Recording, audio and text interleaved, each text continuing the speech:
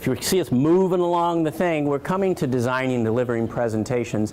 We want to do it in two parts. We want to think about the theory behind this that makes it work when it's the best that it can be, and then a little time, get behind the driver's wheel, because the whole idea is this isn't just theory that doesn't mean anything unless it helps you what? Do what it is you're going to do. So not just information, but information is important to be able to build on it. So we'll spend just a tiny bit on this.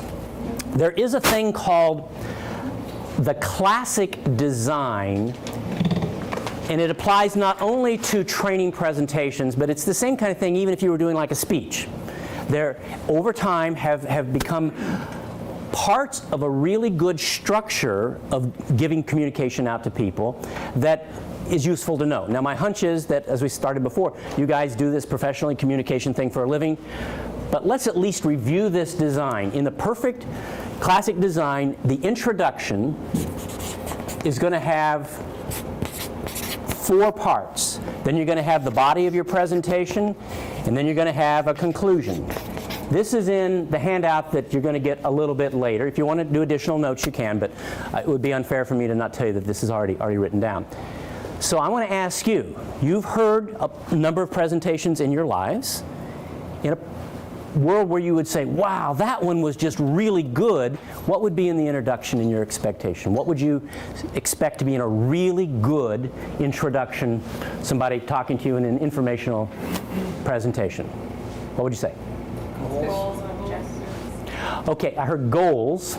So I could put here, to actually become third.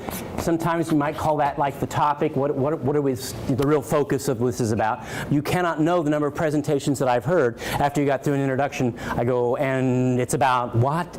You know, not necessarily clearly there, but in a good one it would be, it's number 3. What would you expect in addition to that? How about something spectacular, you know, some bold... A hook. Yeah. Okay. Because where we started the day, if we don't have something that's going to slow their brain down, we haven't got much time.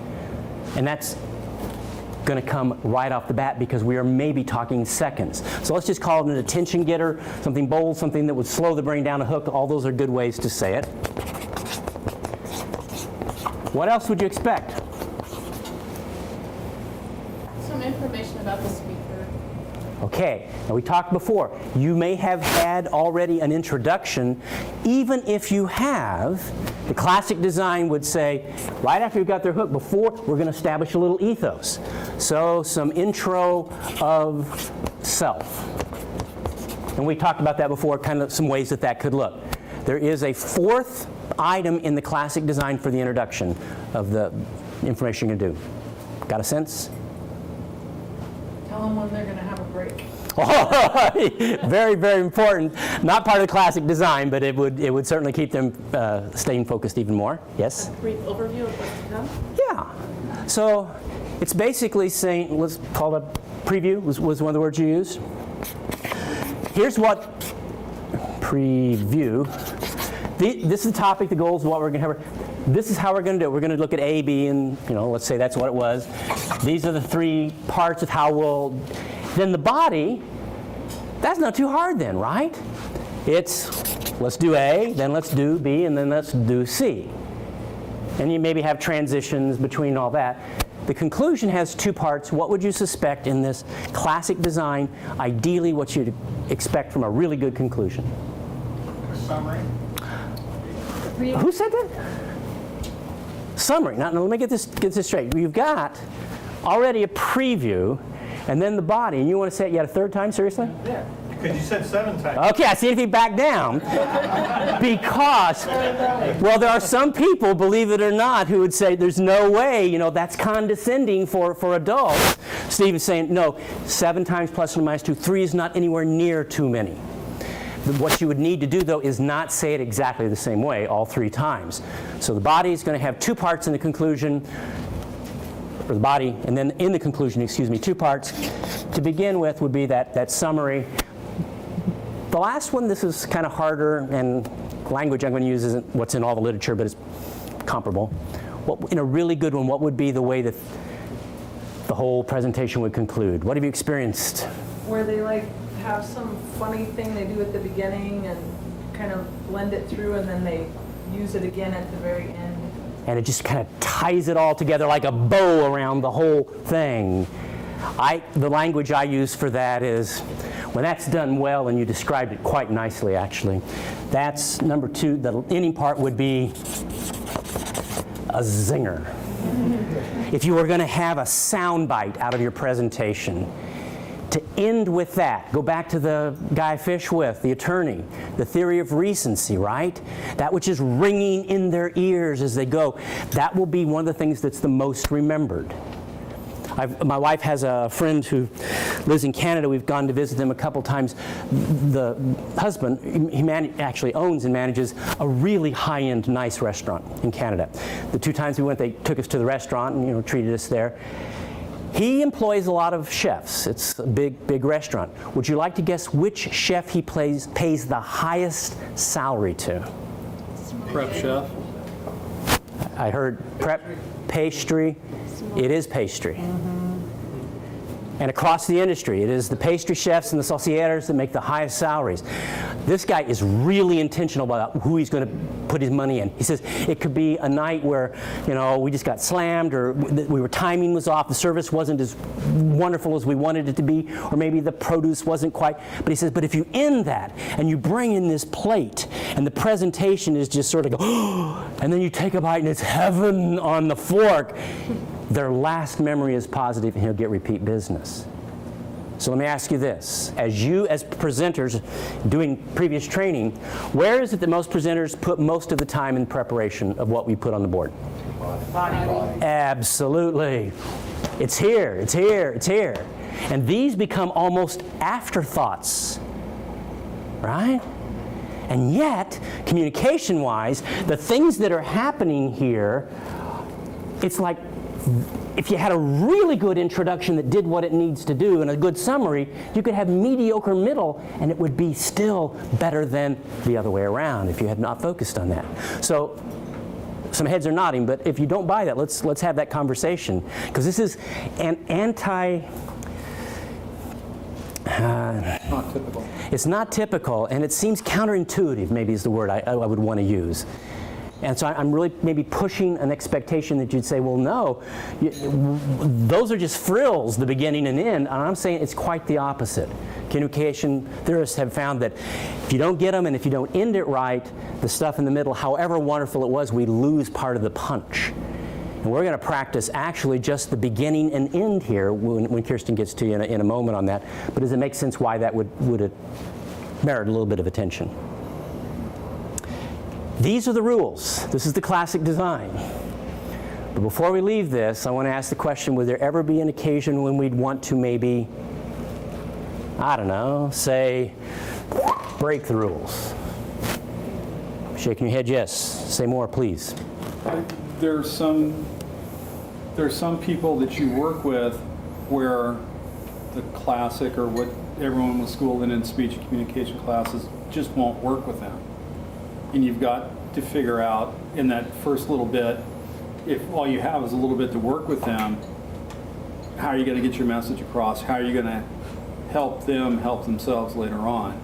If you start a presentation, you get nothing but deer in the headlights look, you might have to just throw everything out and stop and figure out what it is they really need to know and work backwards from there. So you've got, it depends going on there, that if you've anticipated the audience incorrectly and what you've prepared is not going to be there, kind of like what Kirsten was saying before, you may need to change midstream.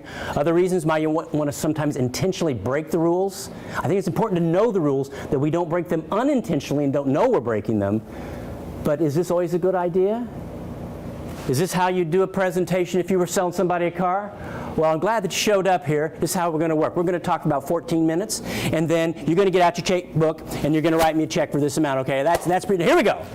Is that how you would expect that would work? How about this? When you tell a joke, start with the punchline. Is that a good plan? Is that going to really do the stand-up comedy thing we were talking about before? Why not?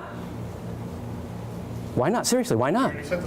Yeah, so where's the reason to slow my brain down? How is this any different than that? Punchline! Right? Why should I care from this point on? I already know how it's going to end. You already told me. Now, some training information, the redundancy, but there's some times when this actually works against us. Can you see that? Think about how do you create and maintain interest in other kind of venues. Say like fiction. Do I have I got a tablet here. Let's think about this. This is a good illustration of how fictive prose works. A novel, or not just a novel, movie, anything like that. It's kind of like a piece of paper. How does a good story start out? Everything's smooth, and then early on, something gets messed up, right? And something's up in the air, and it catches our brain and says, we're going to slow that brain down. How's that going to settle out? I started this morning saying if you say once upon a time to somebody, it's like they can't not listen because what? We don't know how it's going to get finally smoothed back out. I had a friend a roommate actually in college. Somebody got a book here. Can I just borrow, say your binder for a second? Yeah, this would be great. Let's say this is a book.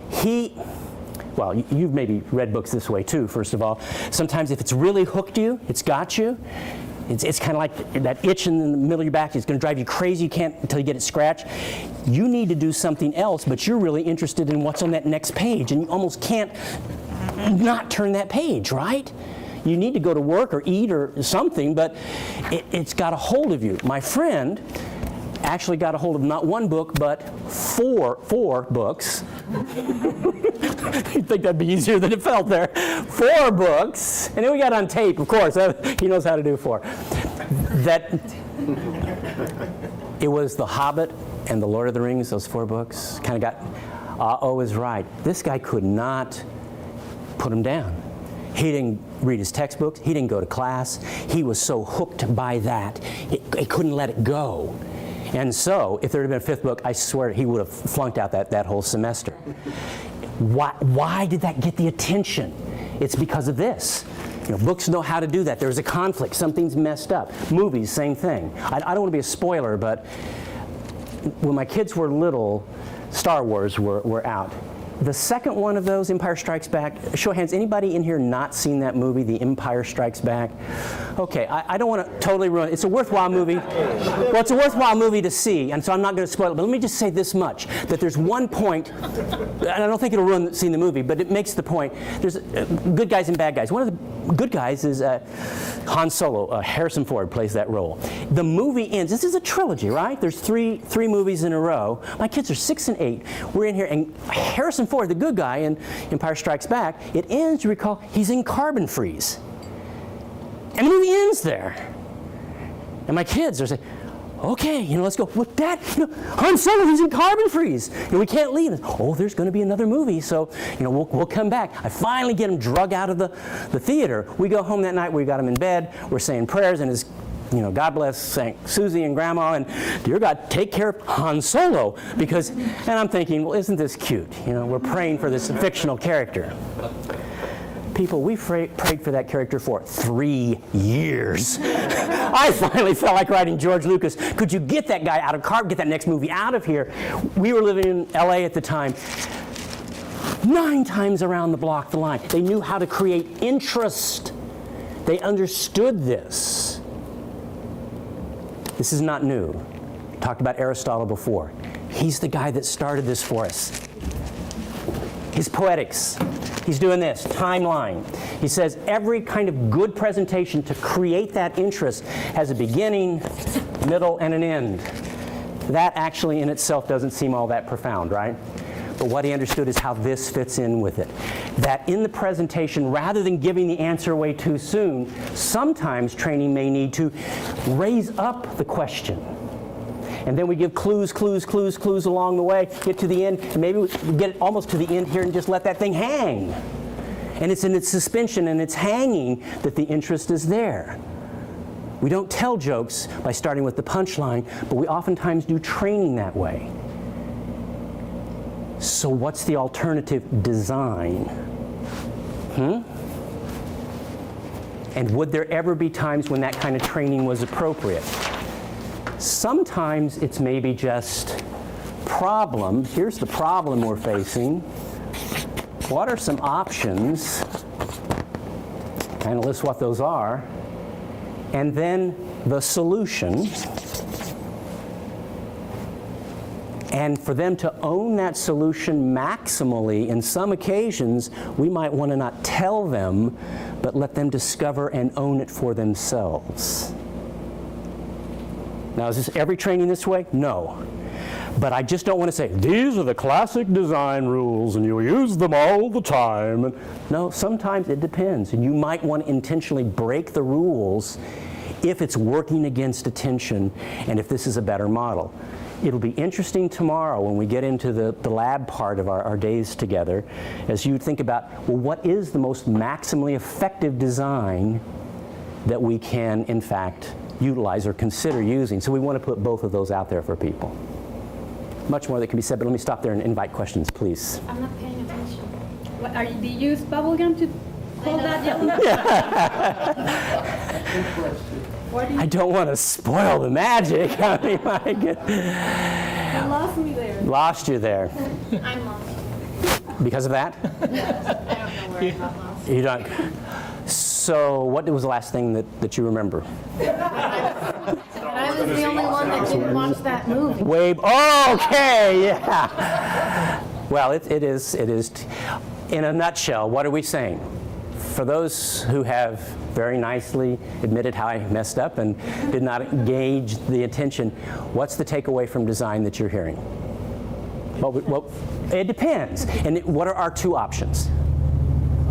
Classic design, which is building upon good intentional kinds of things, get our attention, build the ethos, give clear direction, tell us the roadmap, take us there, remind us. Sacco, Powell, Zinger, that's very effective. It may not always be your best friend. Sometimes you may have training that invites you to basically say, I mean, here you've got a situation where you raise it up. And what if, you say, I'm going clues, options. What about somebody that doesn't figure it out on their own? So maybe as a trainer at that point, we'd want to say, up, options. And then the people that you're working with, they claim and figure it out, oh yeah, that's what we need to do. They're there. For the sake of others who may not get there on their own, you as the trainer might want to say, and here is how we resolve that. And the majority of the people in your room are saying, well, how about that? Figured out that the trainer got there too, figured it out as well. And that way that's a strategy that oftentimes trainers will use. But you wait till the very end. You don't necessarily tip your hat at the beginning of the day to let them know. Otherwise, why would they pay attention? This is harder than on a surface field. There's an art to doing this, and I don't know, it was somebody had a hand back here. No, I misread that. Then let's do one other thing. Yeah, we're in great shape. Around something we've talked about, we've not got into this kind of depth on it yet. We mentioned some names today. I asked you if you knew Joe Girard. Didn't know Joe. This name you might know, Albert Mehrabian, Com 101. It's a very big name com guy. Anyway, I want you to know that this is not coming from me. This is not coming from Kirsten. I wish it was. We'd be very wealthy people if we'd come up with this. Mehrabian is the first person who was really interested in how meaning comes in training or other situations that are face-to-face, where you're in the same room with people. So this is what Mehrabian did. This is in the handout as well, but let's look at it here. In a face-to-face setting, he wanted to know, first of all, what things communicate meaning. So one of the things he knew was part of it was words. You're doing training, we're talking to each other, we're speaking words. That's part of what's carrying the meaning. What else might you think also carries meaning? Body language. Okay, body language. So body language, we've talked about what you can visually see. That'd be things like eye contact and facial gestures, hand gestures, posture, all those kinds of things. So body language, sometimes it's called nonverbal language. It's the same thing, all those kind of things. Anything else that would communicate meaning besides the words in the body language? Okay, so of the words themselves, the tone and intonation, the technical word that communication theorists use is inflection. It's all the same thing. It's pitch. You know, where is the pitch of our voice? Com theorists put that with two other things. They put it with variation in volume and variation in rate. Either we talk fast or very slow or pause. So those three things, inflection, volume, and rate, they got a big fancy name for it, big 6-cylinder word. It's called paralanguage. Sometimes it's called meta-language, the language of the language, and that equals communication. And Mehrabian knew that you always get 100%. Now, I don't know if you can all see it, but this is the thing we had up here before about the meaning with the light bulb and the candle. Well, you're going, what do you mean 100%? Because you said there's always distortion. You get 100% of something. Not what you intended, but Mehrabian, I just want you to understand what he's measuring is whatever they got, whatever the communication was, how is it broken out among these three categories? It turns out that this is the most reduplicated experiment in communication history. When he first did that, people said, interesting results. Let's try it again. Would we get those same results a second time? And they did.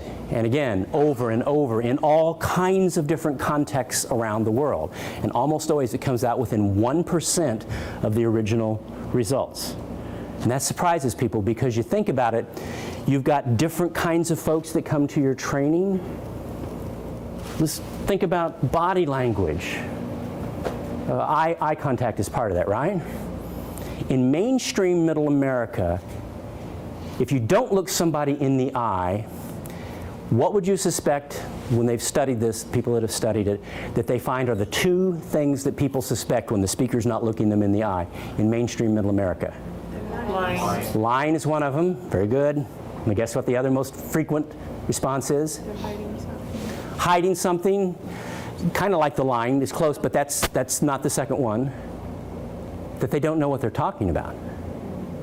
Neither would you really want to communicate. But think about it. Is that the way all ethnic groups within even America think? For example, Native American Indians, some Asian groups. If you don't look at them, or at the person while you're speaking, what is that a sign of? Respect. Absolutely. Very different meanings. But guess what? The percent, even though it means something different, the percentage of the value of the meaning doesn't change. I mentioned work with doctoral students. Where I teach, in recent years we've had a mostly international, a large number of international students. I was working with this guy from Brazil, and we're working on something, and we were in a room, and it was like maybe 3 or 4 times bigger than this room. He's way on the other side, this really big space. And he yells back, Dr. Rogers, was there anything else? Do we need to? And I'm not going to yell across this space. And I'm thinking, we're fine. I said, no, we're fine, okay. Means okay, right? Not what it means in Brazil. This is the one-finger salute. He was quite surprised. His professor was, I was flipping him off and didn't even know. So the signs of nonverbal body language, they don't mean the same thing, but this apparently is a human universal in terms of Mehrabian's numbers. You are professionals, you communicate all the time. If you already know this research, hold off, but for those of us that are just well, what would my sense be? How much am I communicating in these three? We started with the words, so let's say there, what percentage of the package of 100% of the meaning comes with the words? I mean, certainly it's part of it. What part would you guess that it would be? 50. Okay, anybody think more or less than 50? Less. So I got 10. So I got 10 to 50, that range. Anybody think more than 50 or less than 10? You're all happy within that range? I'll give you a cue. Nobody's right yet. 75. 75. Hey, I got 75. Hey, 50. It's a little auction here. 8%. 37 for the paralanguage, 55 for the body language. 92% of the meaning of what you say as a trainer doesn't come from the words. That's depressing. Well, it's depressing if we don't pay attention to it. Because I think you're saying it exactly. Where do most presenters spend most of their thoughts? What words am I going to say? The research around this would say, like when an interview is going on, somebody's being hired, the decision probably in most cases is made within the first 20 seconds. You play this with me, Justin? Let's assume I'm coming to you for an interview. Or you stay right where you are. This is your office. I come to you. I'm the person trying to get hired. Come on in. Hi. Tom Rogers. Looking forward to this interview. It's good to meet you. Nice to meet you. Doesn't matter. It's about over. What's it depend on? It depends on how I came in, how I'm dressed. It depends on the confidence that we talked about, eye contact, first words out of the mouth, hand firmness and that shit. And you're saying, give me a break. I have hired people, Tom. The interviews are longer than 20 seconds. So what is the rest of the interview spent doing? If the decision, not at a conscious level have you decided, but subconsciously, the researchers are pretty clearly able to determine the decisions made within less than half a minute. What's the rest of the 45-minute interview? Justifying your decision. Yeah. None of it at a conscious level, but so we, in fact, are just feeling, of course that's right, we've got to fill the 45 minutes, and we feel like, wow, we made a good decision. But it was made way earlier, and it wasn't really with what they had, for the most part, to say. What happens, friends, if the 92% doesn't agree with the 8? Which do you believe? Let's check it out. Gus, help me, but just sit there. You don't have to do anything. First of all, let's make sure everybody knows. We've really never met before today, correct? And we really haven't even talked much yet today, right? Right. My only experience with you and yours with me is just you're in the room and we're talking and that sort of thing. So what I'm about to do, based on that, this is not real. This is pretend, fake, disingenuous. Am I getting the point across here? But I do want you to know, Gus, that in the relatively brief time that I've got to know you, I like you very much. What are the words? I like you very much. Did you feel the love? No. Okay, I sort of overdid it, but the body language and the paralanguage sort of screams a different message. So part of what we want to do is be cognizant of that. And when before you leave today, we'll talk about this lab we keep talking about tomorrow. But part of it is to explore that a little bit, even yet today, and more tomorrow. How are we maybe doing a really super job with the 90%, or how could we do an even better job? Because whether you want it to be a major part of how you're communicating meeting, it is. So with that preface, I think we're ready to then talk about delivery that Kirsten has talked about a couple times. I am convinced that there is a continuum on this. And the continuum looks kind of like this. And for right now, let's not think of PowerPoints, because we had this conversation about you read off the PowerPoints. But let's say you're really not doing that. You are presenting information to the group in those sections where it's you just, like you said, there's stuff that they've got to know. So it's that telling that information out in ways, because that's a part of it. Sometimes you just write it all down. We're going to call that a manuscript. What a manuscript simply means is that you put your thoughts into sentences, and you pile those sentences on top of each other into paragraphs, and then you pile those paragraphs on top of each other, and you got what you're going to say. So what are the strengths of delivering information using a manuscript? There are some. What would they be for you? Not all at once. Be polite here. Are there strengths? Organized. Well organized, Mike. Good. Absolutely. You've thought it through. Be able to figure out what would be the right order. Accurate. Yes. You can research. You can have great accuracy. Other things? Cover the important points. Yeah, and you've thought in advance what those are. You've placed them there. You maybe honed and got the unimportant parts out of the way. If you write out the manuscript, you can say just the way you want to say it. You know, just the right word versus the almost right word and all of that. How have you seen people who have taken the material that they want to communicate, put it in a manuscript form? How has it been delivered in training, or even outside of training? It's the same concept. How have you seen manuscripts used in the person delivering, speaking out their message? What are the options for manuscript speakers? Speech. Say more what you mean by speech. Only if you're standing in front of a group giving a speech. You can't really engage your audience. Okay, so let's say this part of the training is me giving a little speech. If I've got a manuscript, how have you seen people relate to the manuscript is what I'm trying to ask. Read it. Well, one option is to read it, right? Other ways, sometimes people are pretty good at kind of, skimming through it. The problem is the way we write and the way we talk, oral versus written speech, not exactly the same, right?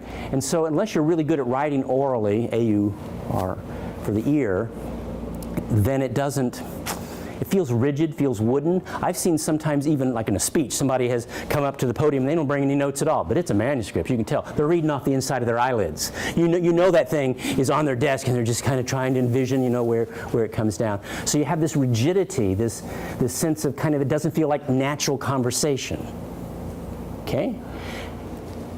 On the other end of the continuum is another one. Since it's your birthday, I knew this in advance actually. Remember when we were on the break when I talked to you about having a chance to do the little speech on avocado pits? I did talk to you about that, right? No. Really, seriously? Seriously. Okay, well, let's have you do it anyway. Little joke. Now, if this were real, she's getting up, this is good. It's a joke, but if I were asking Jamie to say, let's give a speech on avocado pits, how much time does she have to prepare? Well, just as much time as would be, which might be pretty slow actually coming up here. If she came up though and talked anything about avocado pits, what are we going to get? It's going to be truly off the cuff. All that rigidity, stiffness that we talked about potentially with the manuscript, it's gone. What do you lose? Everything that was good, the organization. So on one end here you've got impromptu. Great in terms of the authenticity of the speaker. It's real, it's genuine, it's conversationally, it's Tomness or whoever comes through. This has got all the organization, but it tends to be rigid. The professionals would say that the best delivery for trainers is steal the best from both. Kirsten used the name, and it might have surprised you when she used the name for this because the name for it gets confused with impromptu all the time. But technically it's quite different.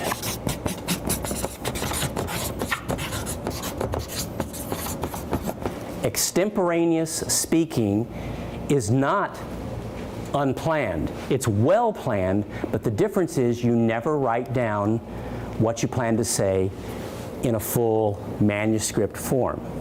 What the trainer has, what the presenter has in front of her or him are simply some notes, sometimes just single words. Some people don't even use words, they do little icons or whatever. But whatever works, you look down and say, oh yeah, I'm going to talk about this. And then you just talk about it. And some are nodding and others are saying, you've got to be kidding, I do not. You fool, you think I'm going to, well, I can't do that, but the reality is, I believe you can because you do it all the time. It's simply called conversation. I've watched you people on break. I did not see anybody out there say, I'm going on break, got my script. So, how do you think the training is going now? Nobody had to have a script to talk. You knew what you wanted to say, and we just say it. That's all we're talking about here. It's that simple. It doesn't feel like it's going to be simple. And what do you lose? You lose a little of the precision maybe of saying it just right. But what you make up for in authenticity that comes through what Mehrabian taught us in terms of the power of the body language and paralanguage being so much more authentic, you come across, now we're back to Aristotle's ethos, you're so much more credible and likable and all the good things that come with that, it all flows back into you get bigger bang for your buck. It's all tied together. But you got to but you got to work without a net of the manuscript. And so in a minute, Kirsten's going to do a little exercise where we get a chance to practice. She'll talk about this. We're going to practice two things, though. We're going to practice the classic design.